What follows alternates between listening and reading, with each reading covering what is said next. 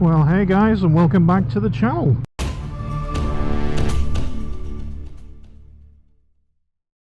And on today's video we've got the Bonneville T120. This has kindly been loaned to me by Triumph UK. Thank you very much for that. We're out on this gloomy, cloudy, rainy day. We've had these big storms over the UK. If you're in the UK, you're aware of them. And yesterday and the day before, it was absolutely throwing it down. And now it's knocked off, so it's given me time to get out in the dry on this beautiful machine. This is the latest 2021 Triumph Bonneville T120. And the colour, not sure whether you can see it, but we'll show you that in the walk around. So it's got the two-tone blue and grey tank.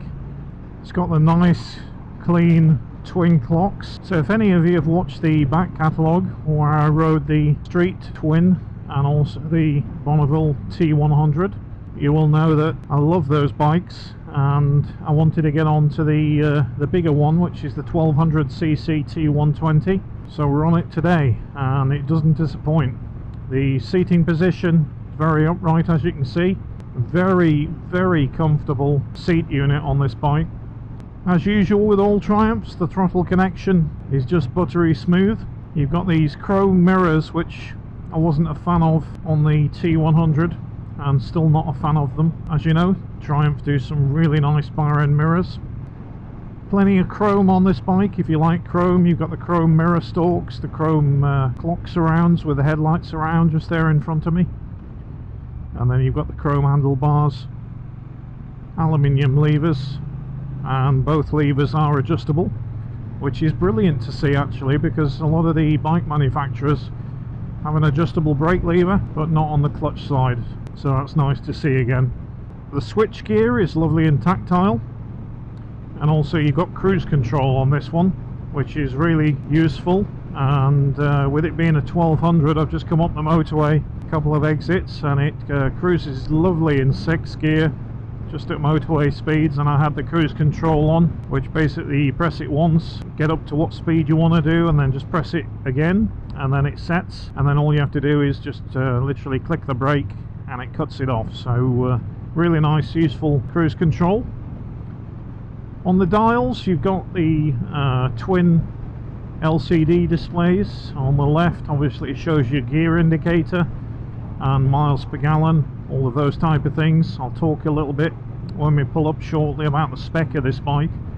So on the right it's got that great fuel gauge that's really accurate, and also it tells me how many miles are left in the tank, which I absolutely love about, and I keep raving about it, but a lot of the modern bikes even today don't have the mileage that's left in the tank. So yeah, well done for that too. Now, while the Triumph Trident is more a digital, single digital display, I'm glad they kept the twin analog clocks on the Bonneville range. They look just beautiful, and I mentioned in the last video when I was on the Street Triple RS about the screen being too cluttered with information. So all you really need is the speedo and the tachometer. You need a fuel gauge. It's nice to know how many miles are left in the tank, and also how many miles to the gallon you're doing. And certainly I like the gear indicator as well. It's great to have a gear indicator on a bike. So yeah, loving the clocks, they're really nice. So somebody mentioned about the DRLs, and the switch for that on the left hand side just here is push forward, and you've always got this green light on the dashboard when the DRLs are on and not the main headlight. When you switch it back as though it's dipped, it then switches off the green light to tell you that you've got the headlight on. So I think that's just a preference really, but somebody mentioned, should it not be the other way around with the green light on when your main headlight is on? And that's just the way it is really with most of the Triumphs that I've ridden just recently. I do like that the indicators are more positive on this one than the Street Triple RS I've just rode, where that felt more micro switchy. So I'm really happy with that.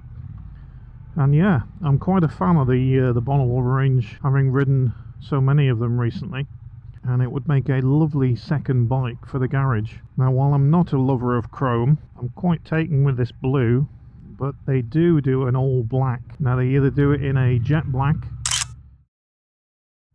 which I quite like, but I think if I was going to go for one, I would go for the all black.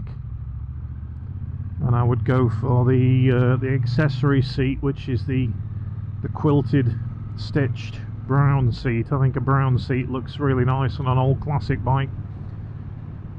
And I think some of the accessories, I think there's over 100 accessories you can put on this bike from Triumph, so plenty to choose from. But also I'm quite keen to test ride, and I've asked if one can become available, and that's the new Speed Twin, which again is the 1200cc engine. It's a little bit more torquey. I think it's got a little bit more bhp than the T120, but also it's a little bit more sporty rather than cruiserish, and the new one has just launched just recently in Portugal, so we're waiting for one of those to become available. And also they do a jet black version of that as well, and it's got the full upside down forks and the M50 monoblock calipers on. So if I'm to pull the plug and get a second bike, I think it might be the Speed Twin, just because it's a little bit more on the sportier side. Still an upright seating position, but I found that the Thruxton that I had, if you look in the videos just going back a couple, you'll see that that is a very sporty position with the clip-ons. And while it looked an absolutely awesome bike visually, it was a little bit sporty, too much of a sporty position for me.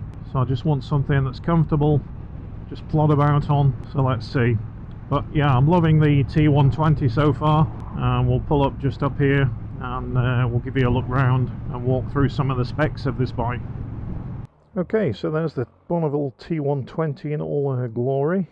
So this one is the blue and grey two-tone tank version. So some of the colours they do on this is they do a red and silver ice. This one is the cobalt blue and silver ice. Also they do a jet black version, and they also do a matte graphite colour. Pricing on this is between 10,800 and 11,150, and that's depending on the colour and the model. The engine, you've got inside here this 1200cc lump, and this is the high torque version of that engine. And we're producing 78.9 bhp or 80 ps. It's a parallel twin 8 valve. You're producing the horsepower, like I say, 78.9 at 6,550 rpm, and the actual torque is 105 newton meters at 3,500 rpm. So really low down torque, and it just pulls like a train in every gear. It's got a 6-speed gearbox. You can just see the DRLs just there on the front. So 6-speed transmission, and you've got the pea shooter chrome exhausts. Really comfy seat. You've got the knee protectors or the grips on the tank just there. So you've got full LED headlights and also rear tail light. So the seat height on this is 790mm, so it's nice and low. The gas tank, fuel tank, it comes just with a screw off cap, so this comes over and then there's a lock on it, which is good, didn't know that.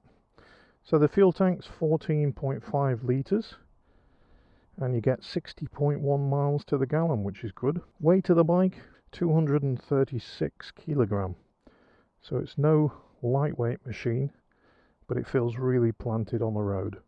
So on the front you've got Brembo 2-piston calipers on 310mm discs, and then on the rear you got a Nissin 2-pot caliper slung underneath, and then you got a 255mm disc on the rear. The rear suspension, twin shocks, and they're adjustable just at the bottom there, so they're not fully adjustable. But on this bike you don't really need it. Again, with the front suspension, non-adjustable, but it's a really comfy bike to ride, soaks up all the bumps. As you can see here on the engine, where the carburetors used to be of old, you've got fuel injection now, made to look like carburetors. And yeah, it's a really nice engine. It's now water cooled, obviously. At the front you've got this really slim radiator, and also I mentioned accessories, so you can get lots of different accessories for this bike. So I'll give you a look at these clocks. Quite nice when you turn them on. The gauges go over, So also today I'll put the Beeline sat nav on the front here. You can check this out in a previous video. I'll put a link to it just at the top just here. So let's continue our ride. I will be doing a final ride with this bike. I've got it for about a week, so I get a good chance to feel how it is in real life and not just an hour's test ride. So stay tuned and stick around for the second video with final thoughts and final ride on this beast. I'll also be in the next video putting the second mic on as well, so you can get a sound or a clear idea of what this bike sounds like.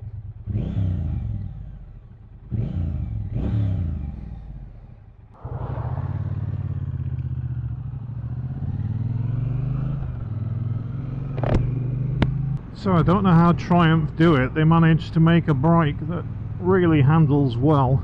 In fact, all of the Triumphs that I've ridden have been super at dipping into the corners and holding the line, and this again is one of them that's really nice to ride. Nice to get into some twisties. It'd be even nicer if there wasn't cars in front of me. It is a weekend and there's plenty of people out. It's definitely one of those bikes that when you want to just get out for the weekend and just take it easy, it's a perfect bike. So comfortable.